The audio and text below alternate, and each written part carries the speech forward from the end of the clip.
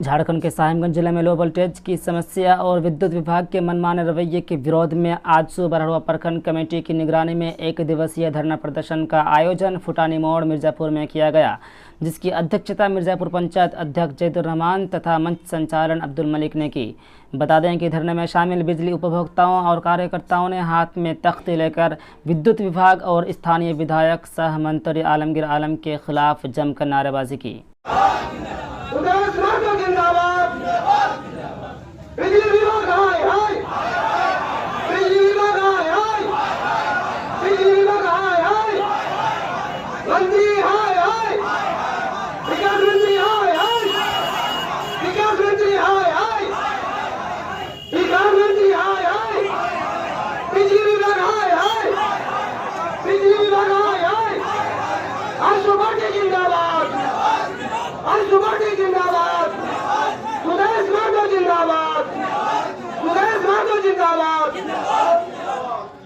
साथ ही आजसू पार्टी के युवा नेता आफिफ अमसल और उनके कार्यकर्ताओं ने अपने संबोधन के दौरान क्या कुछ कहा, सुनिए।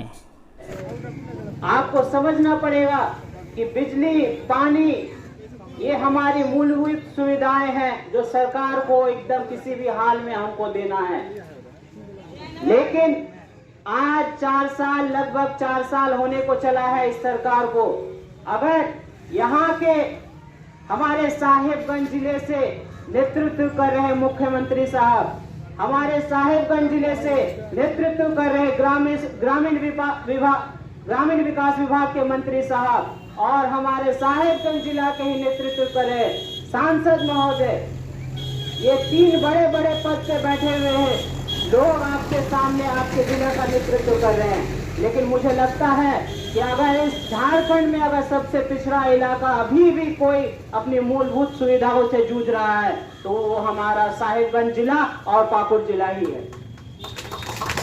आपको मानना पड़ेगा कि जब तक आप लोग एक साथ अपनी आवाज को बुलंद कर इस सरकार तक अपनी आवाज को नहीं पहुंचाएंगे, आपको अपनी मूलभूत सुविधाओं से निदान नहीं मिलेगा।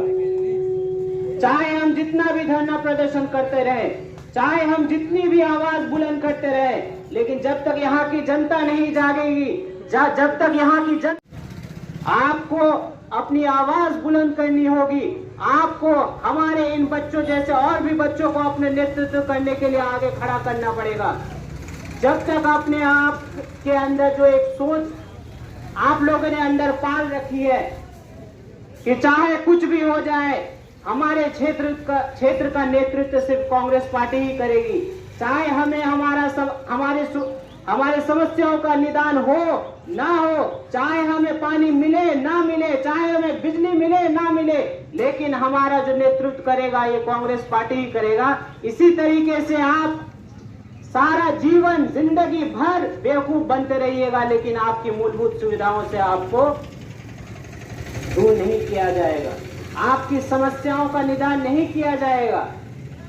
इसलिए मेरे भाई और बुजुर्गों, आप लोग इस बात को गौर फरमाइए और आपके घर में जो मेरे नौजवान भाई हैं, नौजवान युवक हैं, आज घर में बैठे हुए हैं, आपके अंदर की रूह नहीं कांपती है ये देखकर, जिनके पीछे आप लोगों ने हजारों हजार रुपए खर्च कर पढ़ाने का काम किया, अच्छे अच्छे विद्यालय भेजने का काम किया, लेकिन जब रोजगार की बात आती है तो ये सरकार पीछे हट जाती है। जब रोजगार की बात आती है तो इस सरकार का कोई भी नेतृत्व करने वाला आपके सामने आकर आपका दुख दर्द सुनने के लिए रेडी नहीं रहता है। तो आपको अपना आवाज बुलंद करने के लिए अपने उन बच्चों को ही आगे भेजना है, उन सरकार तक भेजना है, ताकि वो अपना सवाल पूछ सके कि मेरे माँ बाप ने जो मुझे इतना मेहनत करके कष्ट करके पढ़ाया लिखाया है ताकि हम 2 वक्त की रोटी कमाकर हम अपने माँ बाप को खिला सके, लेकिन जब नौकरी देने की बात आती है तब आप लोग अपना कुर्सी में बैठकर मजे लूटते हैं और हमारी जिंदगी को अंधकार में रखते हैं। मुझे नहीं पता कि आज यहाँ पर बैठे कितने लोगों को मेरी बात समझ में आ रही होगी, लेकिन इस बात को गांठ बांध लीजिए कि आज अगर आप लोग अपनी आंखों को नहीं खोलिएगा, अपने कानों को नहीं खोलिएगा, यही बच्चे जब बड़े होंगे 10 साल 15 साल बाद, जब ये आपसे सवाल करेंगे कि हमारा जब जिंदगी इस अंधकार के रास्ते पे आ रहा था तब आप लोग क्या कर रहे थे, तो यकीन मानिए इसका जवाब आपके पास नहीं रहेगा। तब आप शर्म कीजिएगा। आज जो ये मेरा बच्चा मेरे सामने सवाल कर रहा है तो इसका भागीदार, इसका दोषी मैं खुद हूं। इसीलिए मेरे भाई और बुजुर्गों, आप सभी से मैं दरख्वास्त करता हूं कि आगे अगर इस धरना प्रदर्शन के माध्यम से सरकार की आंख नहीं खुलती है, हमारे विद्युत विभाग के लोगों की आंख नहीं खुलती है, तो ये धरना जिला तक पहुंचेगा और जरूरत पड़ेगा तो आंदोलन के रूप में राज्य तक भी पहुंचेगा। इसमें आप सबका सहयोग चाहिए होगा हमें। यही बात बोलकर मैं अपनी वाणी को विराम देता हूं। जय हिंद, जय झारखंड, जय आजसू। आप खुद ही जाके गाली दीजिए, आप खुद ही घर जाके गाली दीजिएगा नेता और मंत्री को, लेकिन यहाँ अपना हक और अधिकार के लिए जो हमारे प्रखंड अध्यक्ष, जिला अध्यक्ष जो हम लोगों के साथ देने के लिए आया है, लेकिन हम लोग इन लोगों के साथ नहीं दे रहे। हम लोग डरते हैं। किससे डर है? कौन क्या कर लेगा? अपना अधिकार मांग रहे हैं, अपना हक छीन रहे हैं, नहीं देगा। हम बिजली का बिल दे रहे हैं, बिजली हम लोग सही सलामत से मांग रहे हैं, सही सलामत और अच्छा बिजली दे। हम लोग उसी तरह बिजली का बिल जैसा देते हैं उसी तरह बिजली भी दे दीजिए। मेरे भाइयों, जब तक आप लोग नहीं जागिएगा और जब तक आप लोग नहीं मांगिएगा, आपको कुछ देने वाला नहीं है। और हम ही लोग तो ही चाहते हैं, और वो लोग मंत्री लोग बस यही चाहता है कि ये लोग इसी तरह रहे, हम बिछड़ कर रहे, इधर उधर भटकते रहिए, साथ ना दे। तभी तो मैं मंत्री का पद ग्रहण करेंगे, तभी तो मैं MP और MLA बनेंगे। लेकिन आप लोग चाहते हैं क्या अपना अधिकार या मंत्री का कुर्सी? चाहते हैं क्या मंत्री का कुर्सी, या आप चाहते हैं कि अपना अधिकार मंत्री बने और हम लोगों का काम करे? कोई दिक्कत नहीं है, लेकिन काम क्यों नहीं करते हैं? हम लोग सिर्फ के सिर्फ वही नेता और वही मंत्री, वही MLA उसी को चुनेंगे जो हम लोगों को मुसीबत में जो काम दे, मसीहा बनकर रहे, जो हम लोगों का मतलब सुख दर्द में साथ दे। आज इस धरना में बैठने के लिए किसको आना जरूरी था? आज लाइन के जो लोग बैठे हैं किसका साथ देना जरूरी था?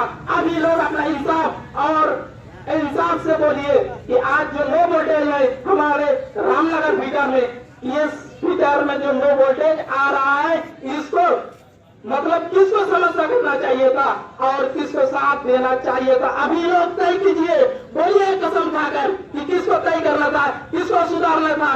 मुजफ्फर को नहीं, जिला अध्यक्ष चतुरंजन पांडे को नहीं, अखिल अख्तर का कोई अखिल अख्तर को कोई घटाव नहीं होता है किसका? पब्लिक का। करना किसको था? मंत्री और विधायक MP जो है उसका।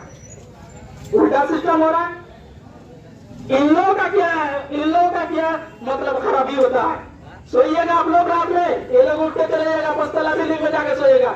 ऐसी अल्लाह ने, गॉड ने, ईश्वर ने इतना धन दौलत से नवाजा है अखिल अख्तर को, जो उसका लाइन का कोई कमी नहीं है।